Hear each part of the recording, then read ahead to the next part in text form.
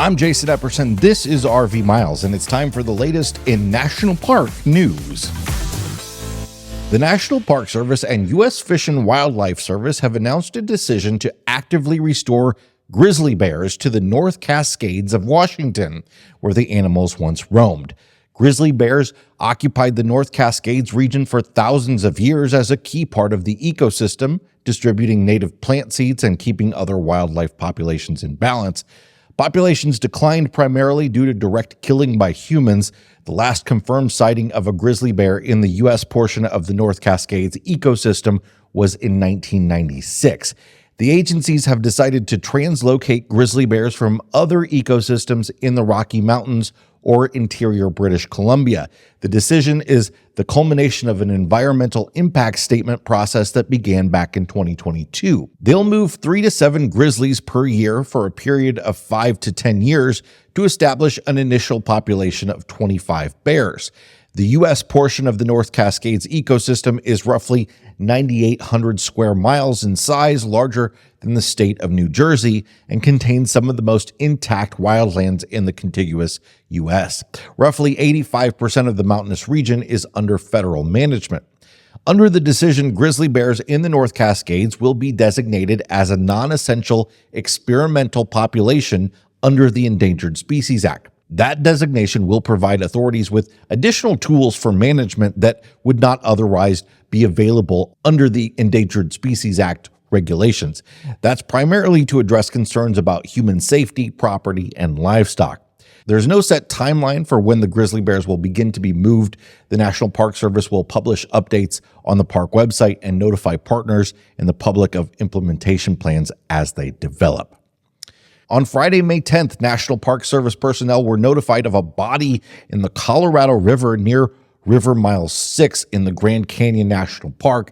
Park rangers responded and recovered the body, which is possibly that of missing person Thomas L. Robeson, 58, of Santa Fe, New Mexico, who attempted travel down the Colorado River with his dog on a homemade wooden raft comprised of 3 etched wooden boards tied together with ropes.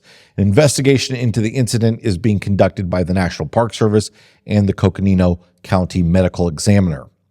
On the morning of April 18th, 6 adult skiers were reported stranded in a snow cave on the Harding ice field within Kenai Fjords National Park. The group was undertaking a multi-day traverse of the Harding ice field from Exit Glacier to Bradley Lake when they encountered inclement weather conditions and constructed a snow cave for shelter. National Park Service, law enforcement rangers, and Alaska wildlife troopers coordinated several rescue attempts throughout the day and into the evening. Poor visibility and high winds prevented all attempts to reach the stranded party.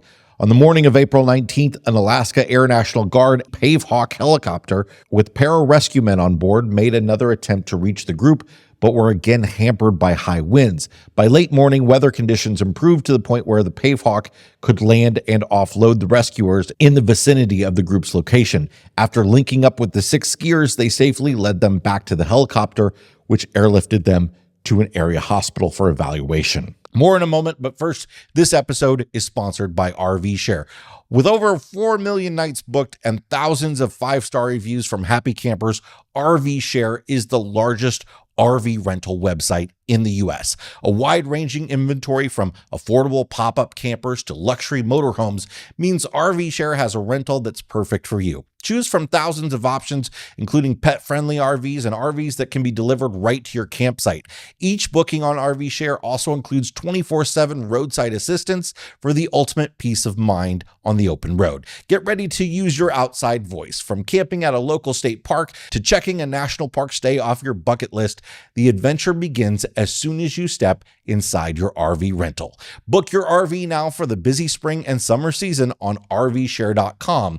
There's no better way to explore America's national parks than with an RV trip. Find helpful tips for first-time renters, travel inspiration on the best RV-friendly places to visit, and discover a budget-friendly way to have an epic adventure, all on the RV Share blog. Check out RVshare.com to find out more and use promo code PARKS30 for $30 off a $500 or more booking. After 8 months of intense work, National Park Service employees in Death Valley National Park are celebrating the end of the emergency phase of flood repairs. Emergency repairs were done on several utilities and 1,323 miles of roads inside the park. On August 20th, 2023, the remnants of Hurricane Hilary brought 2.2 inches of rain, which is more rain in a day than the park normally receives in a year. All roads in the park were damaged. In some places, roads disappeared for miles. Water lines, sewer lines, and sewage lagoons had to be repaired. Repairs needed added up quickly in the 34 million acre park, about the size of Connecticut. There's more work to do, but the park is shifting out of emergency response mode. Permanent repairs to some of the paved roads will begin later this year. Erosion control features will be added to sections of paved roads to make them more resilient to future flash floods. One thing that we've reported on a few times recently at Death Valley is people driving off road and getting stuck, causing damage to the landscape. Well, apparently it's happened again. The National Park Service is seeking information about recent damage to a historic salt tram tower in Saline Valley. It appears the 113-year-old tower was pulled over while a person used a winch to extract their vehicle out of deep mud. The damage happened sometime between April 1st and April 24th. Quote, "I have hiked along sections of this tramway and am amazed by the tenacity it took to build," said Superintendent Mike Reynolds. "I hope the person responsible for this damage will contact us so we can discuss restitution." The Saline Valley Salt Company built the 13-mile aerial tram to transport salt from Saline Valley to Owens Valley in 1911. The tramway climbed over 7,000 vertical feet at steep vertical grades up to 40 degrees. Saline Valley Salt Tram is listed on the National Register of Historic Places. Only the first 4 towers are within Death Valley National Park. Most of the tramway crosses lands managed by the Bureau of Land Management. Tram Tower 1 is the tower closest to Saline Valley Lake Bed. Nearby tracks showed that a vehicle drove a short distance off the legal roadway and got stuck in the mud. Park rangers believe that someone used the nearby tower as an anchor to pull their vehicle out of the mud. The tower toppled over, pulling its concrete footings out of the ground. Rocky Mountain National Park is proposing a change to its current camping fees at 4 campgrounds beginning next year. The park is proposing a $10 increase to overnight fees at 4 reservation campgrounds, including Moraine Park, Glacier Basin, Aspen Glen, and Timber Creek campgrounds, bumping the nightly cost to $45 in the summer. There's also a proposed additional increase of $10 for the new electrical sites that are being constructed at the Moraine Park campground. Those 49 electrical sites will be $55 a night. There would be no fee changes to winter rates, to group sites, or to the Longs Peak campground, which is first come, first serve.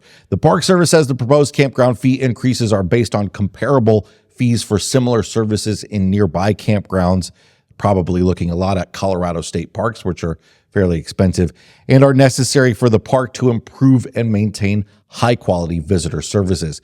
The park is accepting public comments on the proposed fee increases at a link I'll provide in the description.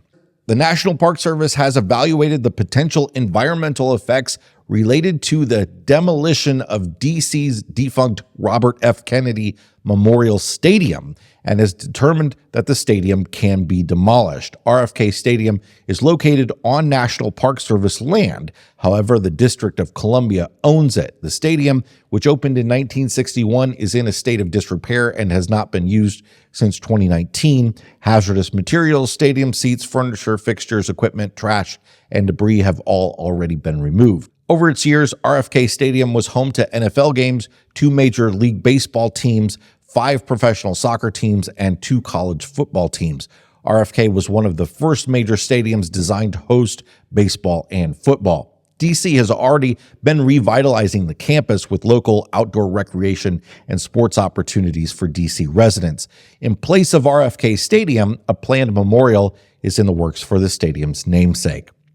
Finally, Flight 93 National Memorial has started a 10-year project to revitalize the trees within the 40 memorial groves. The National Park Service and the Friends of Flight 93 National Memorial are initiating the first phase of a public-private campaign to restore the living tribute to the Flight 93 crew members and passengers. The 40 memorial groves and tree-lined trails, 2,000 deciduous trees, define the open field where Flight 93 crashed on September 11, 2001.